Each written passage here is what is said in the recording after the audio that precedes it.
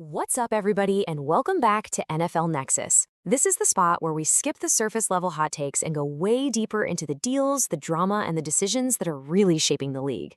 We take all the source material out there, the articles, the stats, the fan reactions, and we piece it all together to give you the whole story. Hey, before we jump in, if you're into this kind of detailed breakdown, do me a huge favor. Hit that subscribe button, click the little bell so you never miss an explainer, give this a like, and most important of all, drop a comment and tell me what you think. It's seriously the best way to support what we're doing here, and yeah, I really do read all of them. All right, let's get right to it. The Buffalo Bills, a team that's basically been living in Super Bowl or bust mode for years, just went all in. They pushed their chips to the middle of the table, sending a big-time future asset over to the Chicago Bears to bring in veteran wide receiver DJ Moore. Now, look, for what feels like an eternity, Bills fans have been practically begging for another real weapon for their superstar quarterback, Josh Allen. That receiver room has been a source of major anxieties, so when this news broke, it seemed like the answer to everyone's prayers. Make no mistake, this wasn't some minor depth signing. This was a blockbuster statement trade, one designed to completely reshape their offense and, they hope, their playoff fortunes. But this is where the story gets really juicy. What you'd think would be a moment of pure citywide celebration, well, it wasn't. It's actually split the famously loyal Bills Mafia right down the middle.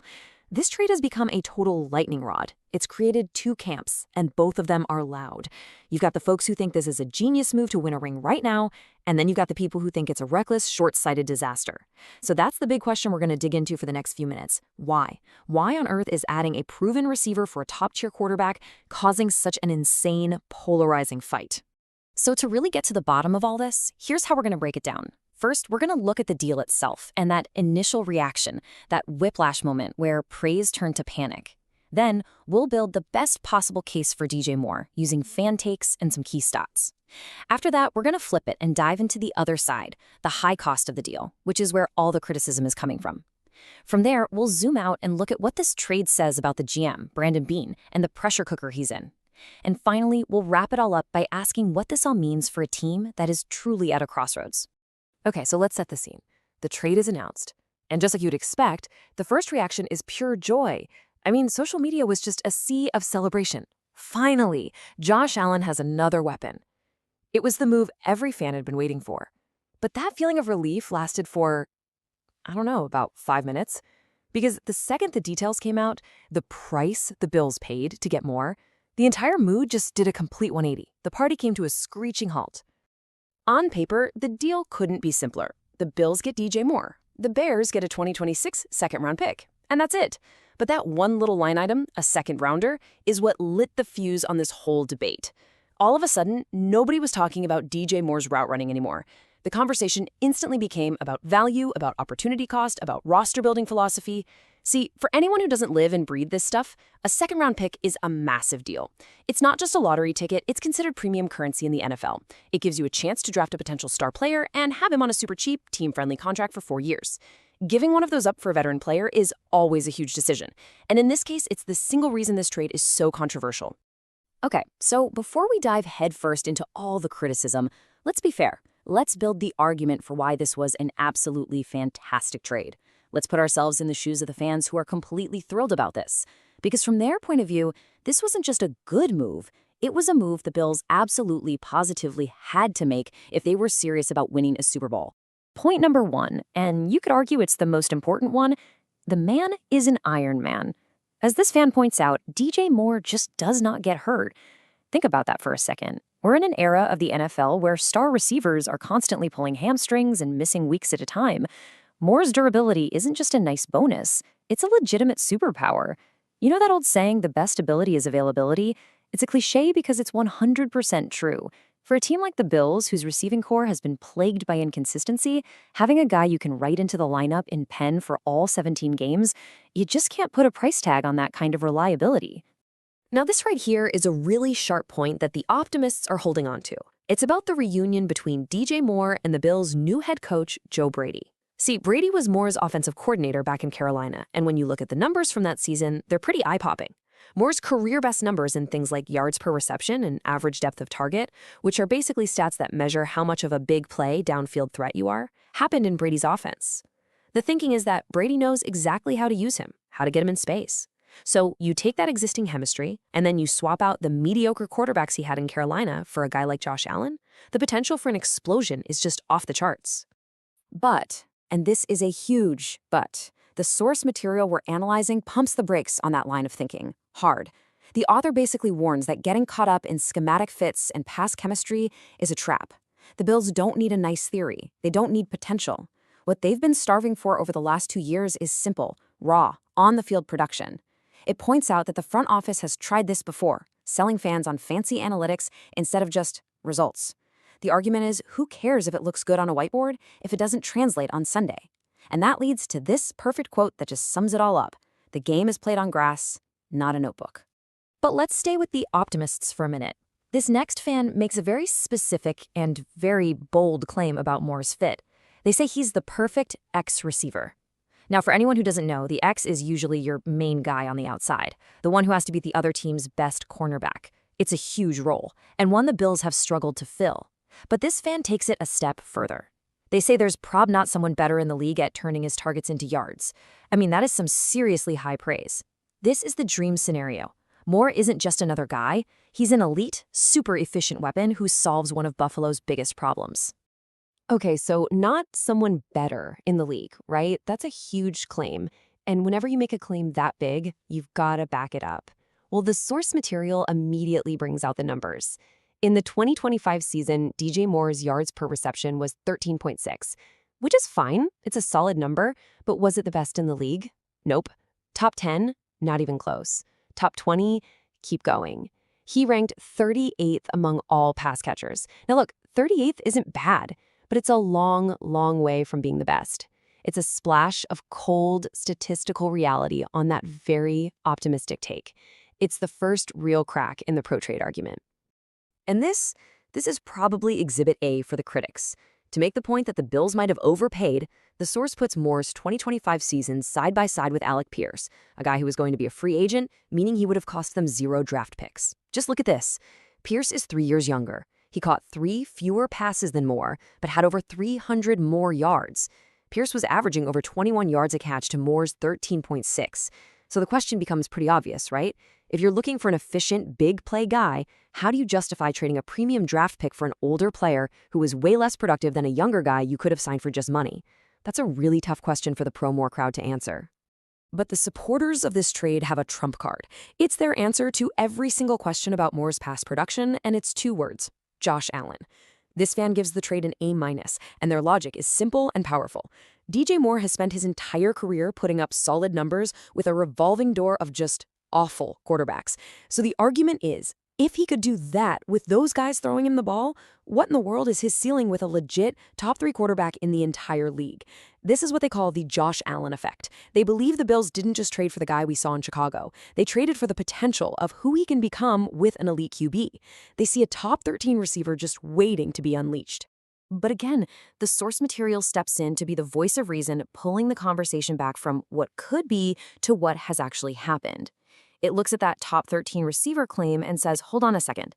Last season, Moore wasn't top 15 in receiving yards. He wasn't top 25. He was outside the top 35. And yeah, it's true, he's had 1,000-yard seasons before, but he hasn't actually done it in 3 years. Now, that doesn't mean he can't have a huge comeback with Josh Allen. Of course he could. But it does mean the Bills aren't paying for a guy who's currently playing like an elite receiver. They're paying a premium price for a bet that he can get back to a level he hasn't been at for a while. All right, we've heard all the good stuff. Now let's flip the script. Let's really dig into the other side of the argument. For the people who hate this trade, it has almost nothing to do with DJ Moore, the player. Most of them will tell you, yeah, he's a good receiver. Their entire issue, the whole foundation of their argument, is built on one thing and one thing only: the price. For them, it all boils down to that cold, hard question. Was he worth what they gave up? And honestly, these 2 tweets right here, they say it all. It's that simple and that direct. The first one just calls a second-round pick crazy for this guy.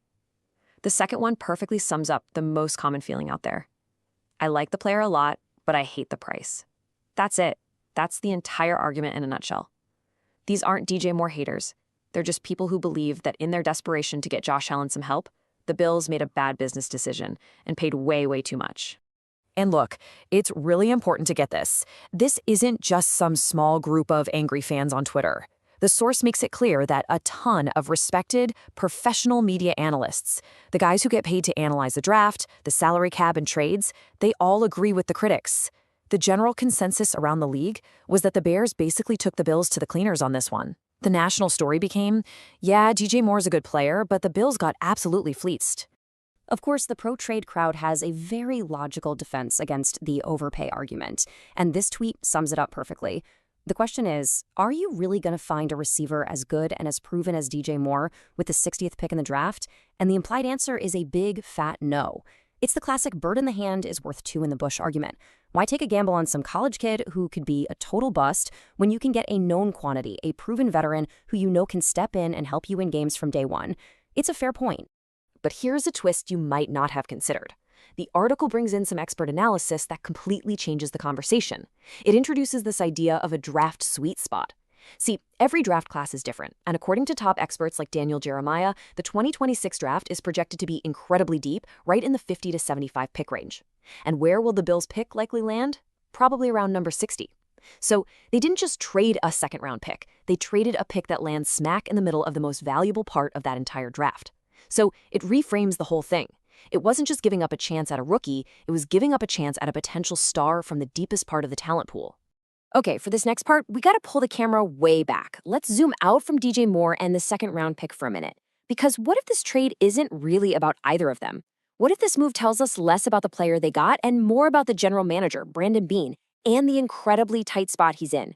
What if this is a move born out of pure desperation? You can't understand this trade without understanding this context. For the last 5 years, the Bills have been a legit Super Bowl contender with an MVP-level quarterback. And what do they have to show for it? 0 trips to the big game. The 2025 season was the breaking point. They stumbled into the playoffs and got bounced in the first round. It was a huge disappointment, and the person who paid the price was the head coach, Sean McDermott. He got fired. And in the NFL, you know who's next on the hot seat after the coach gets fired for not winning? It's the GM who built the team. The pressure on Brandon Beane right now is just off the charts. And that pressure gets a whole lot heavier when you look at this, his track record with wide receivers. The argument here is that the only reason Beane even had to make a pricey trade for DJ Moore is because of his own past mistakes. Let's just run down the list. Big free agent signings like Curtis Samuel and Joshua Palmer. They didn't pan out. A trade for Amari Cooper in 2024 backfired. And then the one that really stings for Bills fans. In the 2025 draft, Beane traded back, and the Chiefs, their biggest rival, took that pick and drafted the speed demon Xavier Worthy. It's just miss after miss after miss. And that pattern of failure is what forced his hand, making him desperate for a fix. And this one quote really ties it all together. Brandon Beane isn't just trying to win a Super Bowl anymore. He's trying to save his job. And as the source puts it so perfectly, desperate general managers do not always make the best moves. When a GM is feeling the heat, they're much more likely to make a risky, short-term gamble. They'll sacrifice valuable future assets, like a pick in the draft's sweet spot, for a quick fix. And when you look at it through that lens, the DJ Moore trade starts to look less like a savvy move and more like a guy at a poker table, low on chips, pushing everything he has left into the middle and just praying it works out. So, after looking at all the evidence from all the different angles, where does this whole thing leave the Buffalo Bills?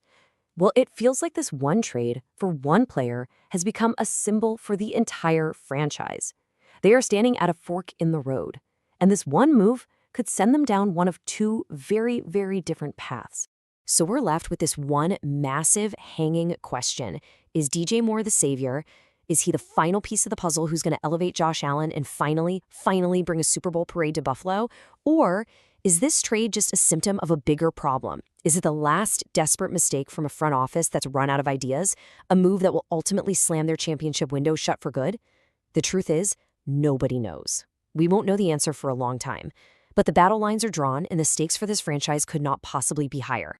So, what do you think? Savior or symptom? Was this a brilliant move by Beane, or was it a panic move? I really want to hear your take, so let me know everything you're thinking down in the comments. And hey, while you're down there, if you like these deep dives and want a super easy way to support the channel, check out our coloring books. Seriously, they're great for kids, grandkids, or even for you if you just need to chill out for a bit. The link is in the description, or you can just scan that QR code on the screen. Thanks so much for hanging out and watching this breakdown on NFL Nexus. I'll catch you on the next one.